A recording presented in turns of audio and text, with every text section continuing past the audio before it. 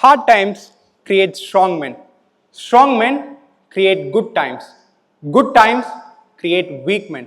And weak men create hard times. This, apart from being a proven history, is also a 4-line summary of my entire speech. Hard times doesn't destroy men or women. Rather, it defines and redefines them. Today, in a world that is obsessed with power, privilege, polish, and perfection, I am Senthoor Kumaran here to share a simple message. Your background is a launchpad, not a limitation. Taking a closer look at a topic, it reveals us 3 critical words: background, launchpad, and limitation. Firstly, talking about a background. What is really a background? What does a background really consist of? Is it only the location that is mentioned in our Aadhaar cards, or the religion or caste that is mentioned in our community certificates? Or is it the education institution that we have attended that is mentioned in corner of our report cards? Or to add further, is it the language we speak or the family that we come from? No. Trust me, friends, our background is a lot more than that. It is not just our immediate surroundings or the family that we are born into that defines us. Rather, it is a series of early lessons that are taught to us by a family. Let's say the values we drive, the attitude we possess, a series of early experiences that we go through that really shapes us who we are. We often consider our background to be a box, a boundary that we think we are confined to. But in reality, the box or boundary doesn't exist at all. It is something that we create in our minds, an assumption, a limitation, an imaginary limitation that is not shaped by the real world, but rather by how we see ourselves. We are stuck so hard to these limits that we continue to live within the same limits. And sometimes, sadly, throughout our lives, we slowly start telling ourselves stories that I don't belong here. I'm not meant to go that far. And slowly, these stories and assumptions become unalterable rules that we follow without even questioning. I've seen countless examples of men and women from all walks of life who have reached extraordinary heights, not just because they were extraordinary, but also they dared to believe that their background was a starting point and not a limitation. They simply chose to throw away the boxes instead of confining themselves in it. And this does not stop here. A lot more negative notions with regard to who we are and what we are capable of are being continuously injected into our minds by the society around us, by the people around us. And the worst part is we tend to believe those are truth.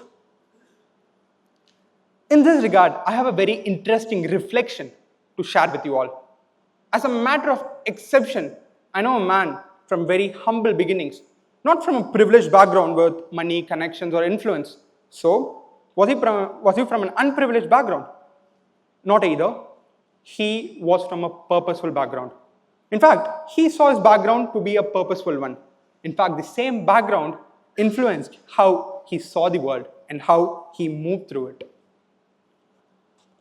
This man defeated every odd that stood in his way and threw away all the demeaning remarks that was thrown at him, came out with pioneering ideas and rose to prominence in each and every field that he entered, and became a leader, not just within a city or a state or a region, but an industrial leader across the entire nation.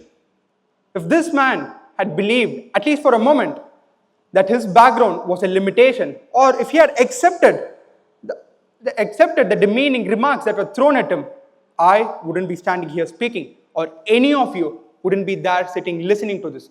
This very show or moment wouldn't have happened, and this monumental legacy wouldn't have existed here. Moving forward, we sadly continue to treat a background like a mere report card. In a sense, we equate the marks obtained with a range of grades. Something like lack of English fluency is equal to lack of intelligence, or studying in a Tier 1 college is equal to better capabilities, or to say city or urban upbringings is equal to better access or privilege. But it is not the case so. And here is exactly where we go wrong. In fact, the biggest hurdle in itself is not a background, but rather the way we see it, rather the assumptions that the society builds and we tend to believe. And my friends, not letting these assumptions affect you or influence you is already a halfway win out there. Okay, by this time, many of you would have gotten this question. Well, I don't choose my background.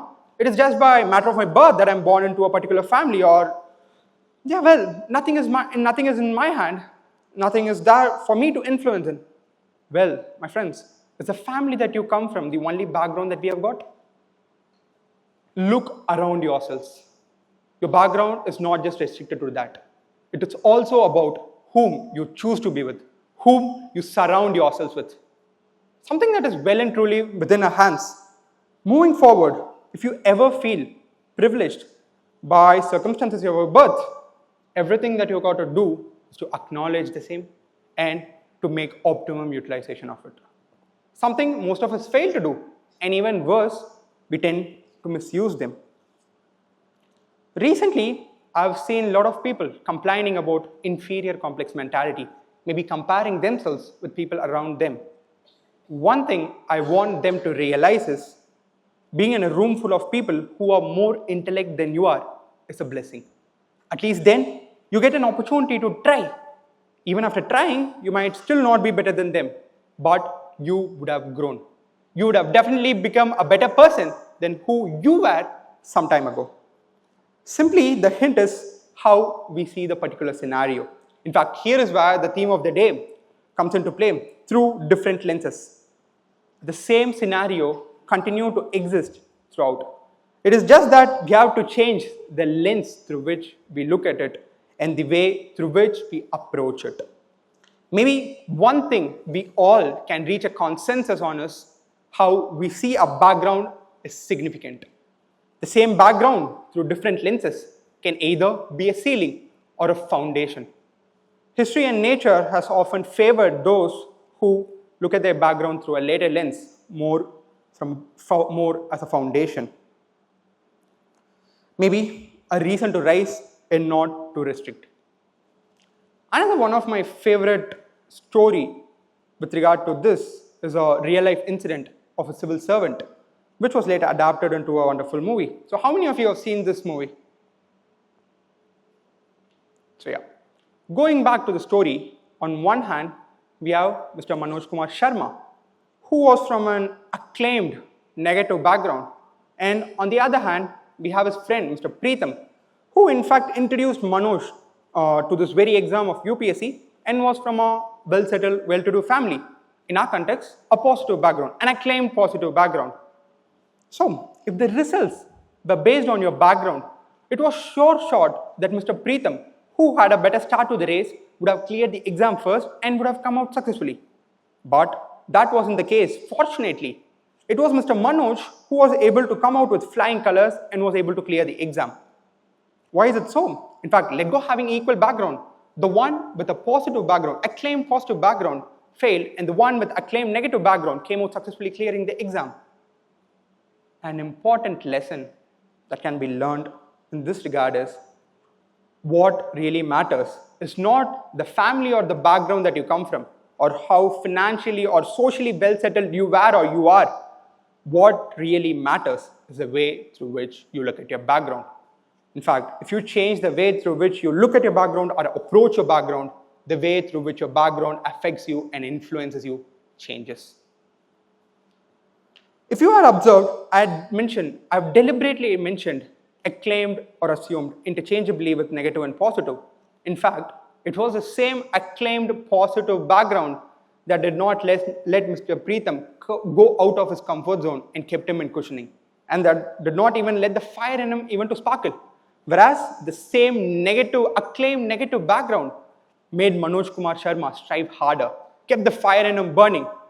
and made him try again and again and kept the hope in him burning. Talking about comfort zones, when I hear this word, I recall one of the famous quote quoted by this man whose very existence was treated as a matter of pride for the entire state and if not the nation.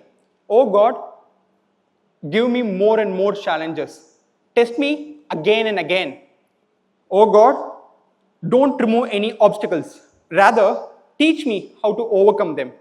At least then, I might become a man whose life given is worth. And the man was Mr. APJ Abdul Kalam.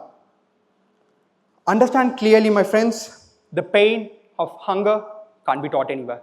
The desire to grow can't be taught anywhere.